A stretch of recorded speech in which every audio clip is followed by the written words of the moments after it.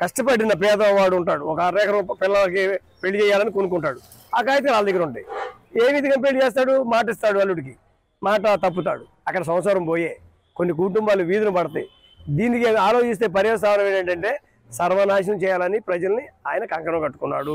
ఈ విధంగా నువ్వు చేస్తున్నావంటే నువ్వు అసలు రాష్ట్రాన్ని కాపాడే ముఖ్యమంత్రివేనా? రిజిస్ట్రేషన్ అయితే డాక్యుమెంట్స్ వాళ్ళ దగ్గర పెట్టుకుని మన ఫోటో స్టాట్లు ఇస్తారు. ఆ ఫోటో స్టాట్లు తీసుకుని వెళ్ళి ఎవరైనా ఇస్తాడా? ఈ ఫోటో స్టాట్ల వల్ల దుర్వినియోగం కూడా జరుగుతూ ఉంది. స్థలాన్ని ఒకరికి అమ్మి ఇంకొకరు కూడా అమ్మినా కూడా ఒరిజినల్ డాక్యుమెంట్ అనేది లేనప్పుడు ఎన్నైనా కూడా దుర్వినియోగం అవుతుంది.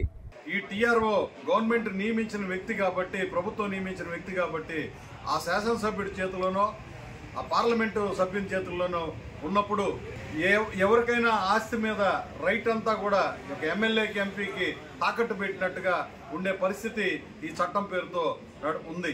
ఈ భూ పరిరక్షణ చట్టాన్ని తీసుకొచ్చి ప్రజల్ని అటు రాష్ట్రాన్ని సర్వనాశనం చేయడానికి ఈ జగన్మోహన్ రెడ్డి పడినటువంటి పెద్ద కుట్ర ఇది. ఇది ప్రపంచ దేశాల్లో ఎక్కడా కూడా లేదు. నాకు తెలిసి తమిళనాడు ఉంది, కర్ణాటక ఉంది, ఉత్తరప్రదేశ్ ఉంది, గుజరాత్ ఉంది. ఏ రాష్ట్రాల్లో కూడా ఇటువంటి టైటిలింగ్ యాక్ట్ లేదు.